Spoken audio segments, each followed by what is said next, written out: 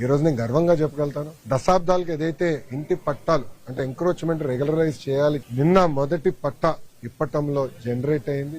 ఇప్పటికీ మొదటి విడతలో సుమారుగా 5,000 మందికి ఇల్లు పట్టాలు ఉగాది తర్వాత ఇవ్వాలనే లక్ష్యం పెట్టుకుని మేము పనిచేస్తున్నాం.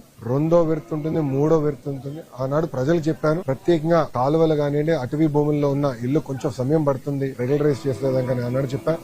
అంతేకాకుండా ఈ ఇళ్లు పట్టాలు ఇచ్చేదానికి రీటైనింగ్ వాల్ కట్టాలనేది ప్రజలు మహానాడు ప్రాంతంలో వెళ్ళినప్పుడు కోరారు. దానికి నిధులు కేటాయించాం, డిజైన్లు అవుతున్నాయి. ఇప్పుడు దానిపైన రోడ్ కూడా వేద్దాం, అంటే 4 లేన్ రోడ్ వేస్తే ట్రాఫిక్ చాలా ఈజ్ అవుట్ అవుతున్న లక్ష్యంతో మొత్తం డిజైన్ చేస్తున్నాం. దీంతో పాటు ఏదైతే ఆనాడు నేను చెప్పాను, పార్కుల అభివృద్ధి కానివ్వండి, చెరువుల అభివృద్ధి కానివ్వండి, శ్మశానాల అభివృద్ధి కానివ్వండి, కమ్యూనిటీ భవనాలు, రైతు బజార్లు, ఇంకో పక్కన social welfare hostel, BC welfare hostel, ప్రభుత్వ పాఠశాలలు, ఇట్లా దాదాపు మీరు చూస్తే 100 అభివృద్ధి కార్యక్రమాలకి కూటమి ప్రభుత్వం శ్రీకారం చుట్టింది. అన్ని డిజైన్లు అయిపోయినాయి, టెండర్ దశకు వచ్చింది. టెండర్లని దేవుడి సహకారంతో ఏప్రిల్ మే మాసంలో పూర్తి చేసి భూగర్భ నీరు కానివ్వండి, వాటర్ పైప్ లైన్ కానివ్వండి, భూగర్భ గ్యాస్, భూగర్భ పవర్ కూడా ఇవ్వాలని మంగళగిరి లక్ష్యం పెట్టుకుని పనిచేస్తున్నా. అది కూడా ఎవరు చూడని విధంగా, అంటే ఆంధ్ర రాష్ట్రంలో ఎప్పుడు జరిగిన విధంగా ఒక పొద్దున్న రోజు ఒకరు కట్ చేసుకుంటే వెళ్తే సాయంత్రం పూట లేయింగ్ జరిగిపోవాలి, రెండో రోజు టెస్టింగ్ అయిపోవాలి, మూడో రోజు క్లోజ్ అయిపోవాలి, రోడ్ పర్ఫెక్ట్ గా ఉండాలి. అంటే 3 రోజులు అన్ని పనులు అయిపోవాలి. ఏ వీధిలోకి వెళ్ళినా అట్లా చేయాలనే లక్ష్యంతో కూటమి ప్రభుత్వం పనిచేస్తుంది.